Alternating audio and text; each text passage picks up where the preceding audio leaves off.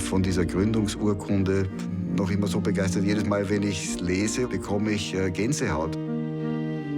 Keine Nation, kein Alter, kein Geschlecht, kein Stand darf von den Vorteilen ausgeschlossen sein, die unsere Sparkasse anzubieten hat. In meinen Worten, unser Auftrag ist es, nachhaltig Wohlstand zu schaffen.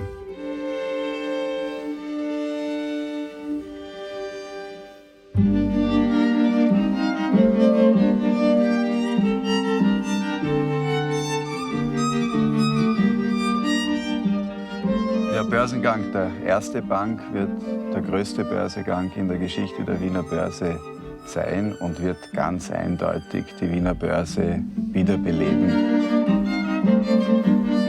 Der Startschuss war der Börsegang, weil man muss für einen Börsegang eine Strategie und eine Geschichte haben. Und die wurde erzählt und die wurde dann auch umgesetzt und das ist schon erstaunlich. Das ist die Erfolgsgeschichte des gesamten Teams um Andreas Streichel herum. Einfach den Mut zu haben, den Ball ganz weit nach vorne zu werfen. Es ist unternehmerisches Handeln, aber auch unternehmerisches Risiko nehmen. Es war einfach eine riesen Aufbruchstimmung. Go East.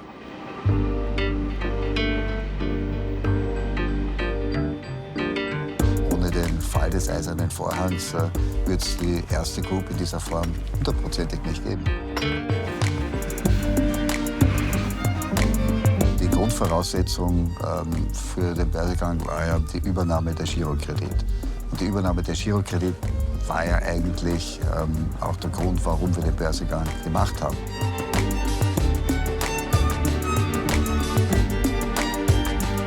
In Wirklichkeit haben wir mit dem Börsegang einen Traum verkauft. Letztlich war es eine riesengroße Wette auf Europa. Ein geeintes, gemeinsames Europa. Da war sehr, sehr viel Fantasie drinnen. Ich muss sagen, mit großer Bewunderung habe ich den Schritt der Ersten, dann 97, erlebt. Das war ein wichtiger Input für die Wiener Börse. Und ja, seit damals sind wir zufriedene Aktionäre der Erste Bank. Natürlich war es ein wilder Osten.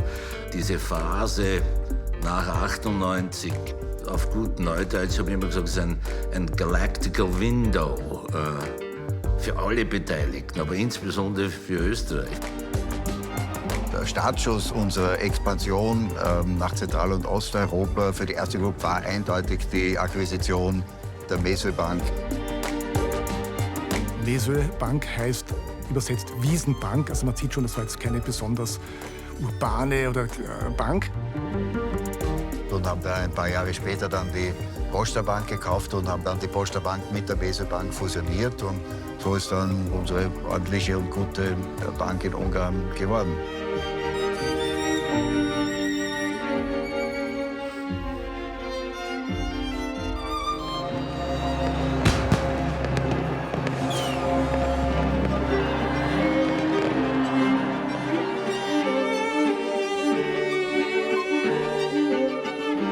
Der wirklich große Brocken war dann die Akquisition von der Česká spořitelna.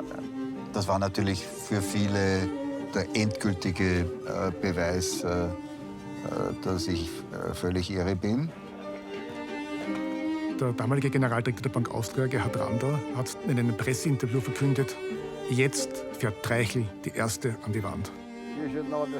You should not ride a plane. Oh, it wouldn't have happened without Andreas. He was the one with the vision. I was so happy. Little Erste can not only operate in Vienna, but his dream was that Erste would be the best bank in Central Europe. Many people thought he was crazy, that this was not going to work. Die Privatisierung war wirklich nicht nur die Privatisierung von einzelnen Betrieben oder Banken. Das war wirklich eine Revolution der Wirtschaft, ja? Eine Sache, die man einmal in der Geschichte macht. Es gibt hier französische, belgische, alle möglichen Banken.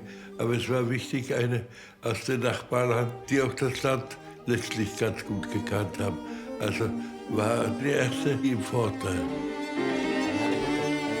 It was the most old-fashioned bank branch that I ever saw in my life, and it worked totally like a post office. But when I saw that, I knew Erste can actually bring really good to this company because we know how to treat clients, which was totally not the case in here. I exactly remember when the things started to change.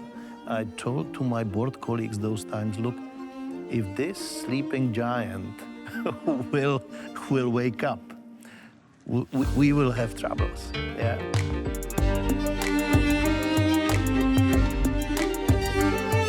All of a sudden, Česká spořitelna was at the top of the market here, and that continued, all the way through Thomas being CEO.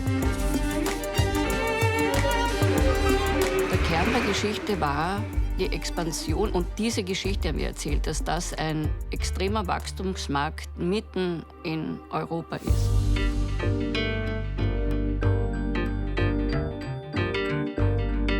In der Slowakei war eine Aufbruchsstimmung, weil sie wollten irgendwo beweisen, dass sie ein gleichwertiges Land sind. Die Mitarbeiter damals waren extrem willig und leidenschaftlich.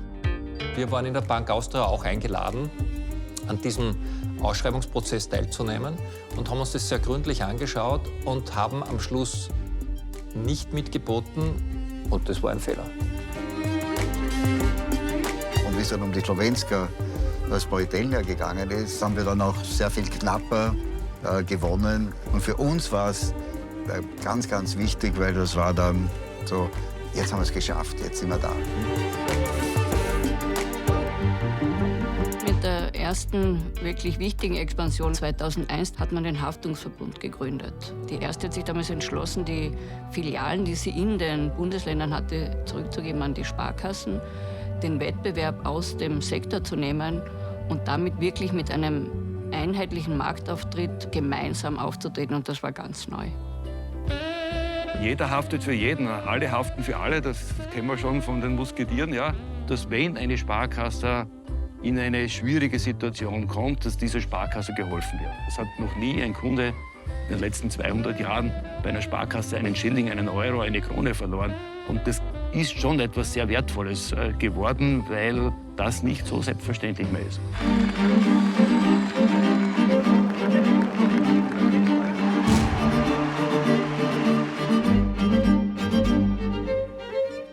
Die Erste Bank Kroatien besteht aus 4 Banken.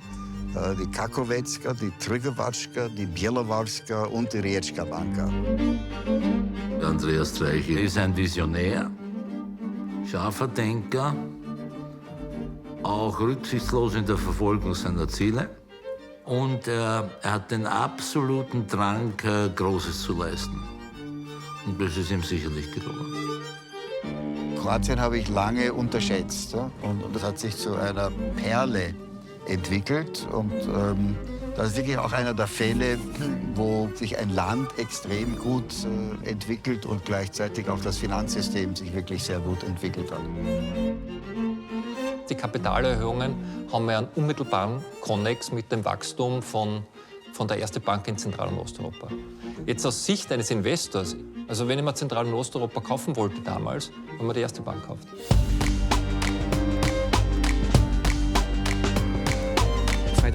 Als dieser Wachstumsprozess seinem Ende nahe kam, haben wir quasi die Eigentumsverhältnisse in der Erste Group geändert und haben über alles drüber eine gemeinnützige Stiftung gebaut. Und diese gemeinnützige Stiftung, die die Haupteigentümerin der Erste Group ist, verkörpert diese Mission.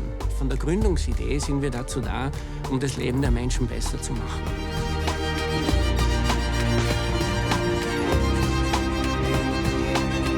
1997 waren wir felsenfest davon überzeugt, dass in spätestens 10 Jahren die ersten Länder der EU beitreten werden. Und natürlich haben wir nicht mal in unseren kühnsten Träumen daran gedacht, dass im Mai 2004 die ersten Länder der EU beitreten werden. Und wir als Retailbank dort sein werden und am wachsenden Wohlstand der Bevölkerung teilnehmen werden können.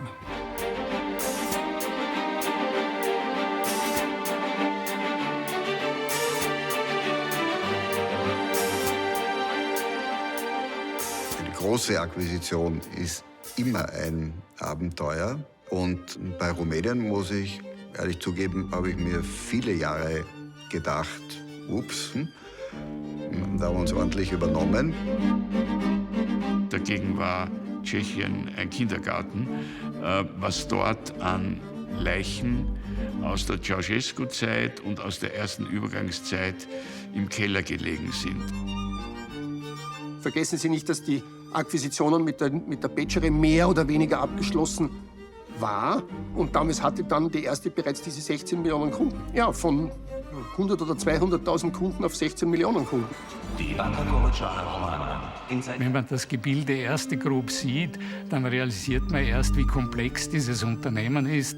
Denn durch den Kauf der serbischen Novosadska Bank und der BCR wird ganz klar ersichtlich, dass wir keine Banking Group sind, sondern eine Group of Banks.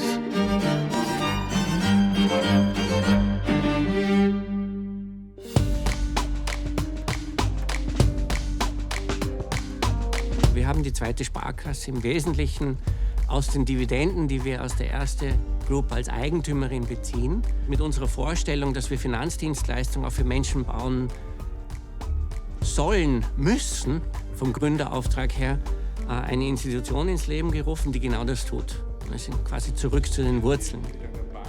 Ich war zuerst perplex und dann fasziniert. Manches scheint auf dem Kopf zu stehen, aber in Wirklichkeit wird vieles, was am Kopf steht, auf die Füße gestellt. Die zweite Sparkasse wurde auch so konzipiert, dass sie keine Gewinnabsichten hat und keine Verkaufsziele und keine Ertragsziele verfolgen muss, sondern den Kunden zu helfen, wieder Fuß zu fassen.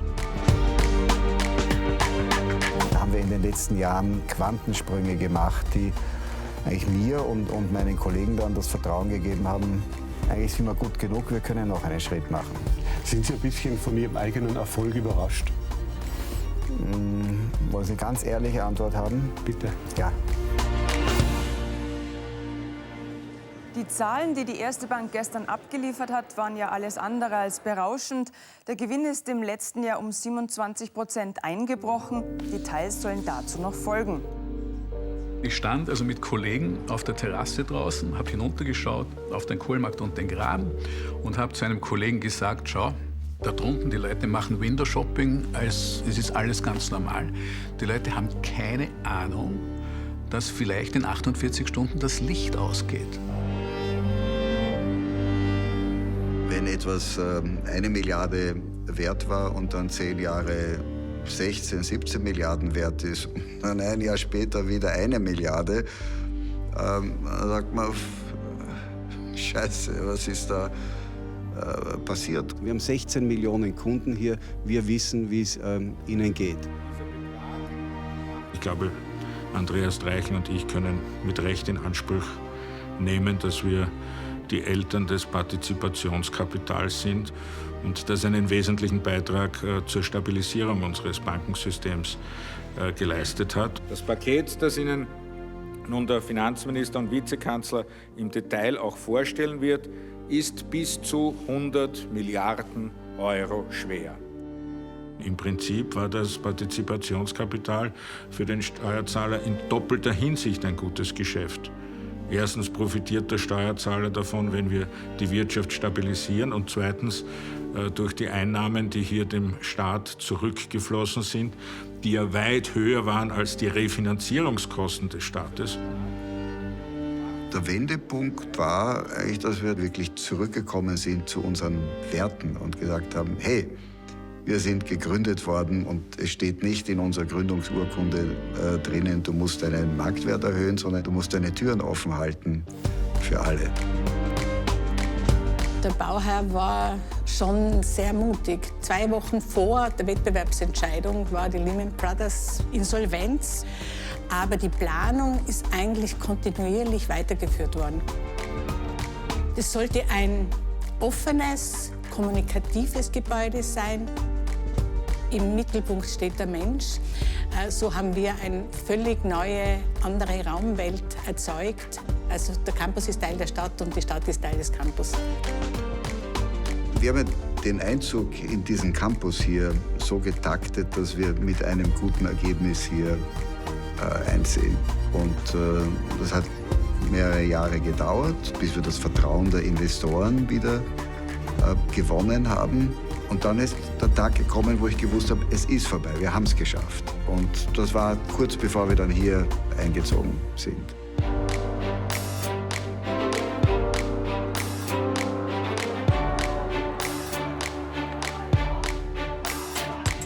Das Haus war fast fertig, 2015, die große Migrationswelle, Angela Merkel, wir schaffen das.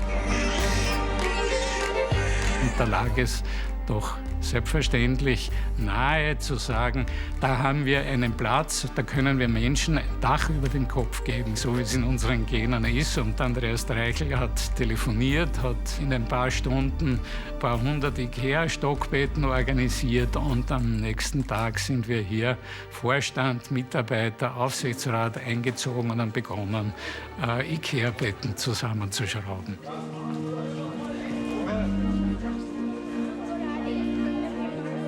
Das war ein großartiges Projekt. Also wir waren wirklich überglücklich, wie wir gehört haben, dass ein Teil, der noch nicht besiedelt war, als Schlafstelle für die Flüchtlinge bereitgestellt wird. Und man gesagt, das ist die erste Bank. Ich bin heute noch beeindruckt. Wie George entwickelt wurde, das war grenzgenial. George is the beginning. This is the first sign of hope. Jemanden von außen zu sagen, ihr kriegt jetzt einen Raum und ein Geld, Leute, die überhaupt nichts mit der Bank zu tun haben und ihr denkt nach, was ein Kunde will, das war großartig. Und das war auch der Erfolg von George. Mit George hat die erste Group einen Meilenstein gesetzt im digitalen Banking in Österreich.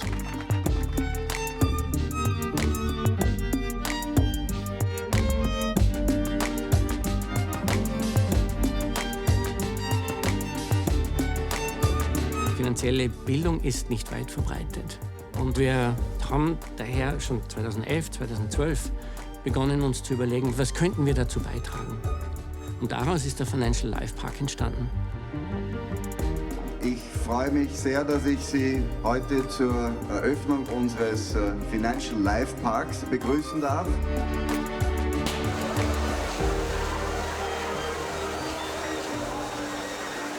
Meine sehr geehrten Damen und Herren, liegt diese Eröffnung ungelaufen.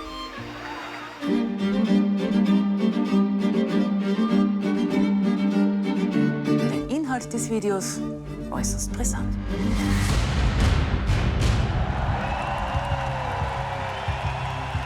Vergessen wir nicht, dass 1997 ein Emissionsvolumen von nur 500 Millionen Euro gefloatet wurde und dann über die letzten 2,5 Jahrzehnte durch diverse Kapitalerhöhungen und natürlich Wertzuwächse im Unternehmen wir heute eine Marktkapitalisierung von 14 Milliarden Euro vergegenwärtigen.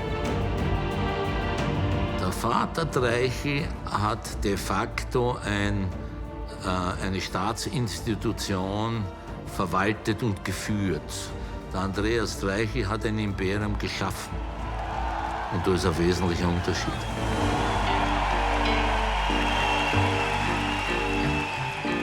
Den Ball weit nach vorne werfen heißt Orientierung geben. Das heißt, es bedarf einer starken Persönlichkeit. Einer Persönlichkeit, die begeistert. Einer Persönlichkeit, die in der Lage ist, dieses Bild so anschaulich zu gestalten, zu beschreiben, dass alle sagen, da möchte ich hin. Ja, du musst das leben. Du kannst keine Geschichten erzählen. Du musst die Bank sein. Clock's ticking, the time keep passing. I ain't got answers, the questions keep asking. How we gon' manage? My view sky high, got vantage, but everybody still deserve advantage. See, what's the quality life without equality, right? If everyone in the dark, then you can call me the light. We all shining, 9 million watts, we blinded. Rhyming the truth, every line till it find them a diamond. Cut from the line and the linen. I wanna see everybody winning. All past gold, more change for my women. All pastel, tied down, now we in a brand new life, clean slate, we forgiven.